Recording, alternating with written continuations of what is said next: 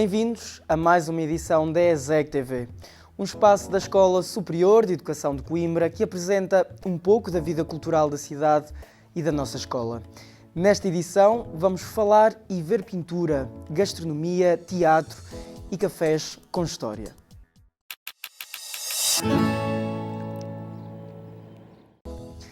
Latitude, Longitude. É o título escolhido por António Monteiro para a sua recente exposição de pintura. Trata-se da primeira exposição da autoria deste arquiteto e reúne um conjunto de acrílicos sobre tela. Cada obra representa um lugar exato através das coordenadas latitude e longitude. Para o autor, a pintura é um processo muito pessoal. Resulta de emoções espontâneas, de um percurso de vida onde a cor, o brilho e a luz se conjugam em liberdade e exprimem sensações do cotidiano. Latitude, Longitude. Está em exposição na Casa Museu Bissaia Barreto até dia 28 de outubro.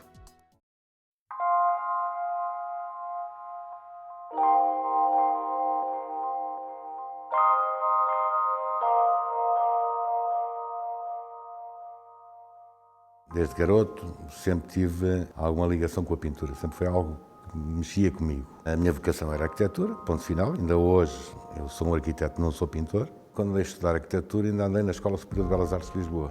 Nós estudávamos no último andar e era obrigatório passar pelas áreas da pintura e da escultura, onde também conheci vários amigos e onde tive esse contacto muito mais ligado, como se faz, como se trabalha a pintura, como tudo isso me influenciou muito. E durante a minha vida, pontualmente, sempre pintei. Digo pontuais, acabaram um quadro, não acabava, começava, brincava um pouco, gostava de mexer nessas coisas. Há uns anos para cá fui cimentando um bocadinho mais isso. E nós arranjamos sempre na vida desculpa porque não temos tempo. Uma altura que eu achei que eu tinha que fazer.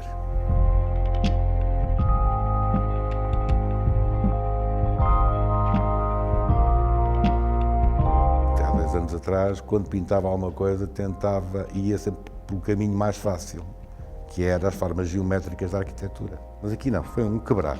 É evidente, para quem me conhece e vê isto, em algumas situações percebe que aqui também está um arquiteto por trás. Eu tenho um prazer incrível na arquitetura, mas depois do projeto estar feito, estar construído, aquilo não é meu. É muito raro uma pessoa passar por um edifício, que seja ele qual for, e perguntar quem foi o arquiteto. Mas se gostar, vai à casa de um amigo gostar de um quadro, você pergunta quem é o autor. Mesmo que o quadro não fique na minha propriedade, é sempre meu. E aqui é um ato de liberdade em que a única condicionante que eu tenho é a dimensão da tela.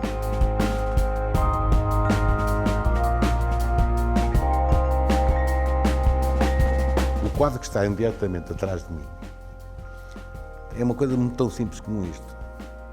É uma mina em Minas Gerais, que são minas colossais, de uma dimensão colossal. E as cores que aquilo transmite, as cores de ferro, as cores de óculos, todos os materiais que saem de dentro da mina, teve para mim um impacto visual perfeitamente incrível. Não estou aqui a pintar a mina, estou a transcrever aquilo que eu senti relativamente à mina. Por isso é que a exposição se chama Latitude e Longitude, estão definidos os pontos onde é que são. Pronto. Isto é perto de Belo Horizonte, em Nova Lima, uma mina gigantesca. Quando eu lá entrei, assustei-me sobre o ponto de vista visual, mas tive uma transmissão de cor perfeitamente fantástica. Em férias sou um leitor compulsivo, coisa que eu não posso fazer durante o ano, porque eu sou o tipo de leitor que não consegue ter um livro na mesa cabeceira. E uma das minhas preocupações quando vou de férias é comprar livros. E fui à livraria e eu estava convencido que tinha lido tudo de Jorge Amado e não tinha, porque encontrei um livro que nunca tinha lido, que se chama Terras Sem Fim. Quando começo a ler o livro, apercebo-me que estava a ler o livro exatamente no local da descrição total da história do livro. Aluguei um todo-terreno e fui passear pelos locais todos que o livro descrevia. Essa sensação foi uma sensação espantosa. E é isso que eu tento transmitir através do quadro. Quando eu digo é Bahia, sou da Bahia, as pessoas estão a imaginar uma praia esplêndida, uma coisa que não tem nada a ver com isso. É uma coisa totalmente diferente. É sobre o cacau, sobre as fazendas de cacau, sobre a morte das pessoas, violenta guerra entre famílias, tudo isto. Não é? Depois uma paisagem perfeitamente deslumbrante, mas com características humanas muito complicadas, uma pobreza total. E todos esses sentimentos se misturam numa tela.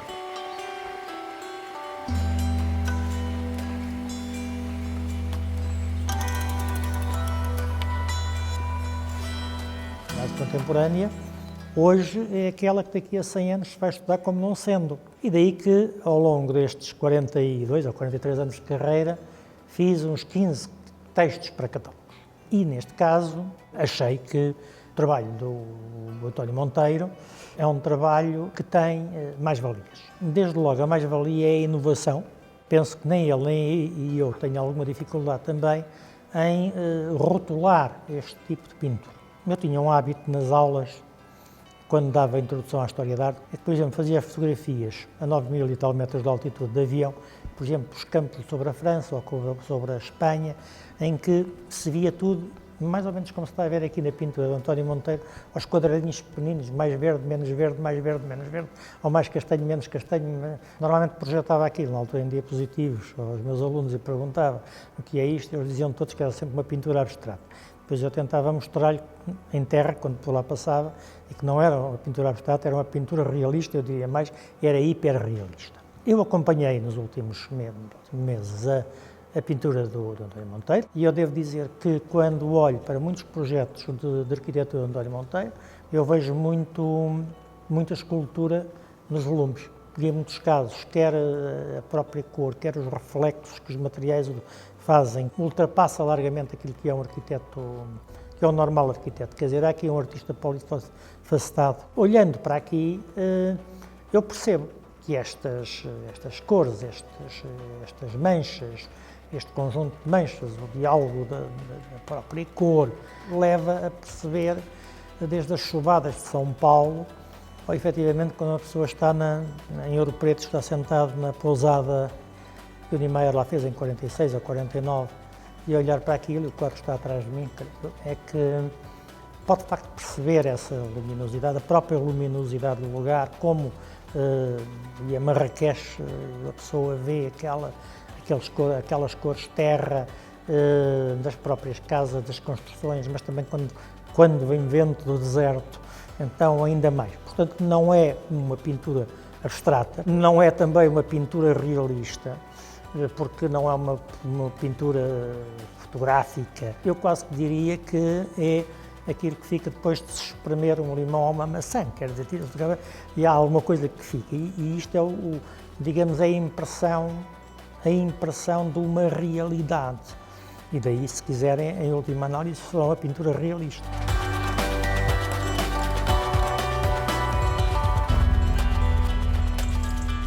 Nós não vamos encontrar hoje, no panorama português nem fora, muitos artistas, muitos pintores com esta característica.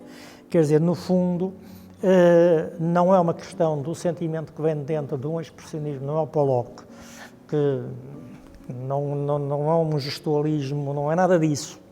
É fundamentalmente a impressão que fica do real, mas depois de muito trabalhado e de muito depurado na mente e daquilo que nos fica cá dentro, porque estas pinturas, estes locais e estas vivências, enfim, temos aqui perto de nós a festa da conquista da Copa, vista do Hotel de Copacabana, juntamente com uma manifestação que tinha sentido contrário, não porque fosse uma manifestação contrária, mas que aconteceu numa parada gay na Avenida Atlântica. Bom, e que dá de facto nessas cores.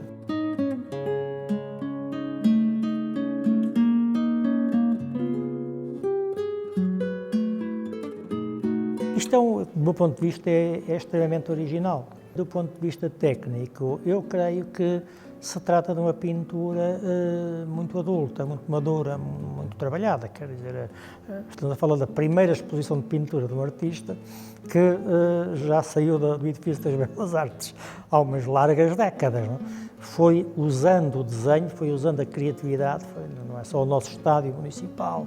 Isto, no fundo, acaba por complementar, é arquiteto, mas, no fundo, quando está a fazer arquitetura, ele passa por escultor, pelo menos numa primeira fase. E agora vem, definitivamente, apresentar-se ao público e, portanto, com a capacidade de desenho, com a capacidade de interpretação da própria natureza, com a capacidade de jogo de cores. Esperemos que não fique por aqui, e eu estou certo que as pessoas mais atentas à arte contemporânea, digo a de hoje, vão perceber que há aqui algo de particularmente novo e que ninguém tinha feito até aqui.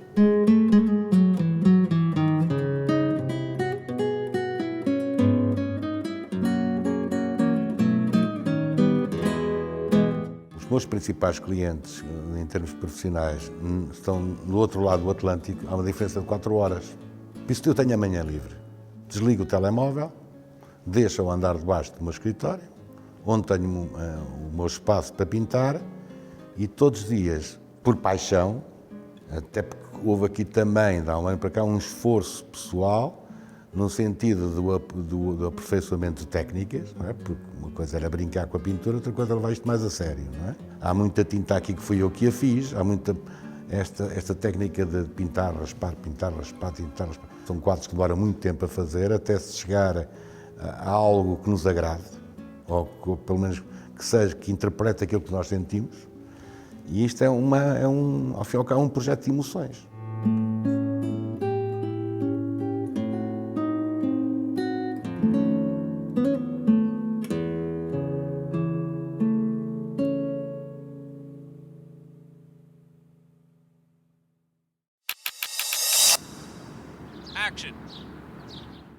Apresentamos agora a primeira licenciatura em Gastronomia do país. O curso resulta de uma parceria entre a Escola Superior de Educação, as Escolas Superiores Agrária, Tecnologia e Gestão e de Tecnologias da Saúde, todas do Politécnico de Coimbra, e a Escola de Hotelaria e Turismo de Coimbra, da entidade Turismo de Portugal. O curso preencheu 100% das vagas na primeira fase e as aulas já começaram. Vamos conhecer alguns desses alunos.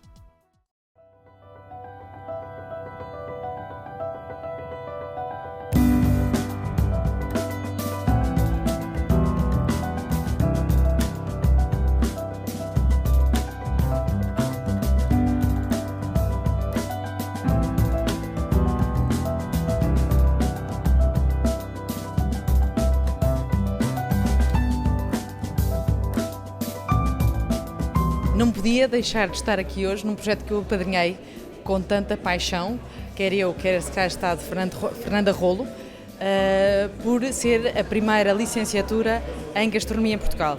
A gastronomia hoje em dia move internacionalmente cerca de 20 milhões de turistas que viajam não só por ser uma motivação principal, mas também como uma motivação secundária e, portanto, tem cada vez mais um peso enorme nas opções de escolhas das pessoas e, precisamente, cada vez mais associado a uma escolha de vida saudável, de alimentação cuidada, em que as pessoas cada vez mais querem saber o que comem, porque comem e os efeitos daquilo que estão a comer na sua vida. Acreditamos que é a resposta a uma tendência mundial. Cada vez mais a gastronomia é um fator preferencial, é um fator de excelência dos destinos turísticos. Se Portugal quer hoje e é um dos destinos mais competitivos do mundo e queremos ser ainda mais competitivos, faz todo o sentido termos esta experiência e esta experiência de ensino superior. Portanto, é uma felicidade enorme, é uma felicidade ter uma Escola do Turismo de Portugal associado a esta iniciativa, com esta partilha de recursos e esta partilha de conhecimento, e acreditamos que vai ser um êxito claramente.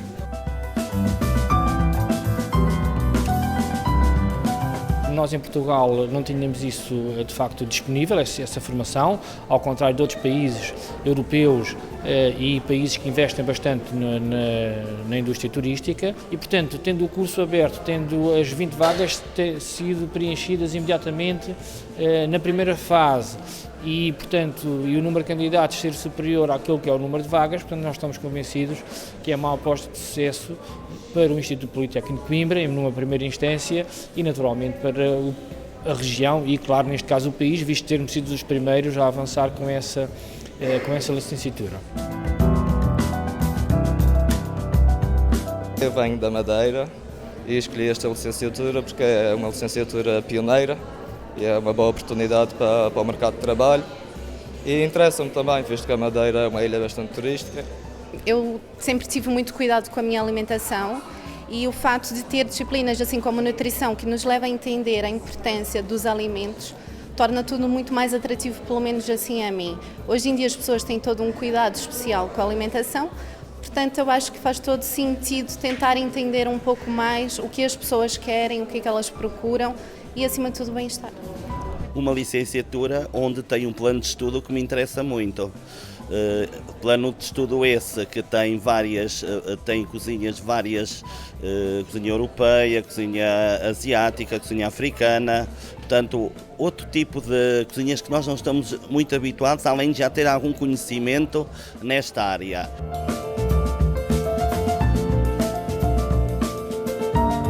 O aspecto que eu queria sublinhar, portanto, é exatamente essa colaboração que esta licenciatura traduz, não só dentro do Politécnico de Coimbra, porque conseguimos juntar 4 escolas com competências diferentes e conseguir que essas escolas contribuíssem para uma formação única, e portanto isso não é muito habitual, mas é também uma cooperação com um outro ministério, entre instituições de um outro ministério. Portanto, nós temos uma colaboração aqui para o curso com a Escola de Hotelaria e Turismo de Coimbra, que é uma instituição do Ministério da Economia, e portanto também não é muito habitual haver cooperação entre instituições que estão enquadradas em ministérios diferentes. E portanto isso eu acho que é de realçar, assim como o empenho que todos os responsáveis dessas instituições tiveram, e tiveram também o Governo, os responsáveis políticos, nomeadamente a Sra. Secretária de Estado de Turismo e a Sra. Secretária de Estado do Ensino Superior, que contribuíram e que deram de facto um apoio decisivo para que esta licenciatura pudesse avançar e pudesse ser aprovada.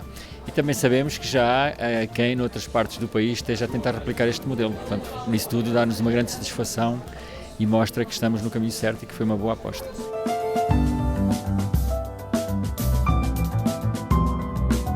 Vamos ter aqui os primeiros técnicos gastronómicos a saírem daqui, formados daqui a 3 anos. Farei questão de ir provar as emendas que eles farão, acreditando também que são cada vez mais também este tipo de iniciativas que valorizam o nosso património gastronómico.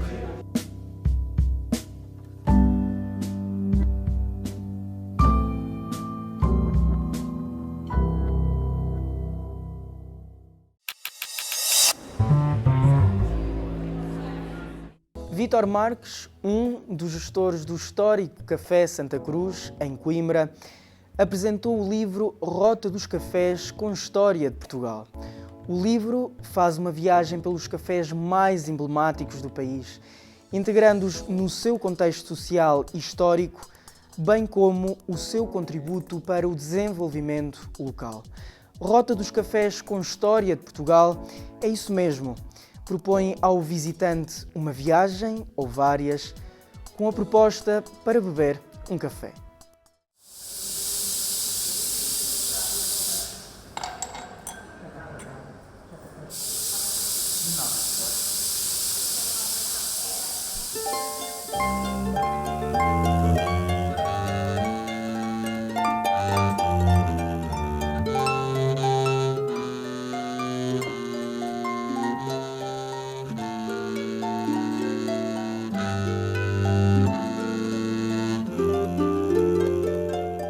Este projeto começou a ser pensado em janeiro de 2012.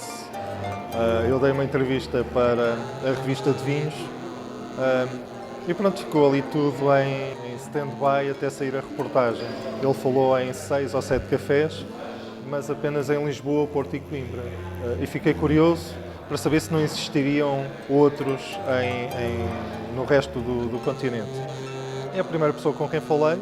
Em outubro de 2012, faz agora precisamente 4 anos, foi com o Sr. Agostinho Barrias, do Majestic. Apresentei-lhe a minha lista e, de facto, ele torceu assim um bocado o nariz. Fui para Braga, Guimarães, voltei novamente ao Porto, ao Piolho e ao Ovis, fui a Tomar, fui a Lisboa, fui a Estremoz, portanto, percorri metade de Portugal para conseguir um número simbólico de cafés. E quando tinha pai uns 20, telefonei ao Sr. Barrias e disse-lhe: Sr. Barrias, já tenho 20 cafés, para além do Café Santa Cruz já tenho mais 18 ou 19, portanto nesta rota já só falta o Majestic e o Guarani. E ele assim muito rapidamente disse-me: pronto, está bem, nós também entramos na rota.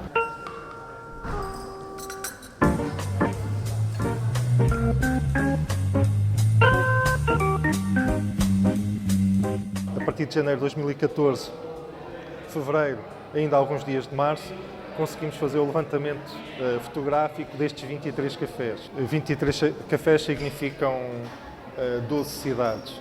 A minha preocupação não era tanto o Porto e Lisboa, porque já são grandes cidades e todos nós conhecemos mais ou menos quais são os cafés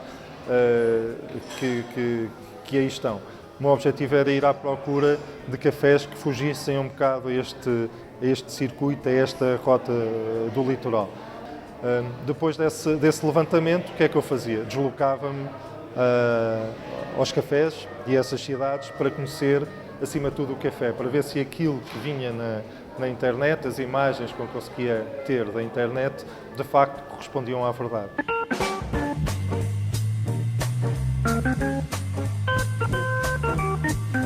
Em primeiro lugar, era importante que os cafés estivessem abertos, que estes cafés históricos estivessem abertos e que não tivessem sido reconvertidos em nenhuma outra atividade comercial. Em segundo lugar, que esses cafés representassem algo das próprias cidades. Era procurar histórias que pudessem também encantar o próprio leitor e que pudessem encantar as pessoas no sentido de as convidar ou despertar o interesse de visitar esses cafés. Em Portugal, de facto, existem, para além das próprias cidades serem diferentes, os cafés também transmitem essa imagem de diferença. As pessoas que o gerem, as pessoas que o frequentam também são diferentes.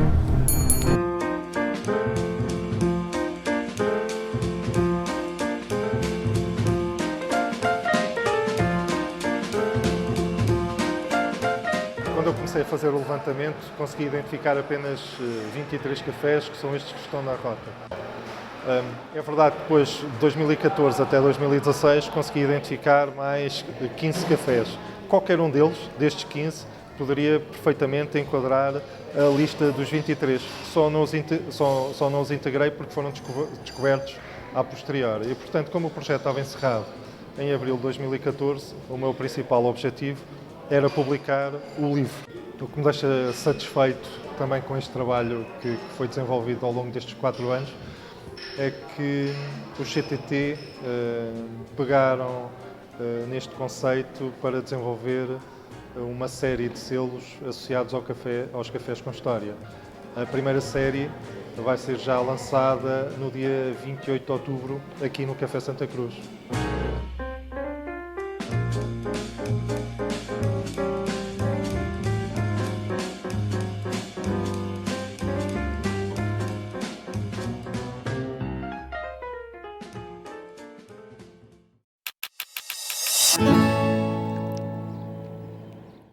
Terminamos esta viagem com aroma a café e marcamos encontro já no próximo programa.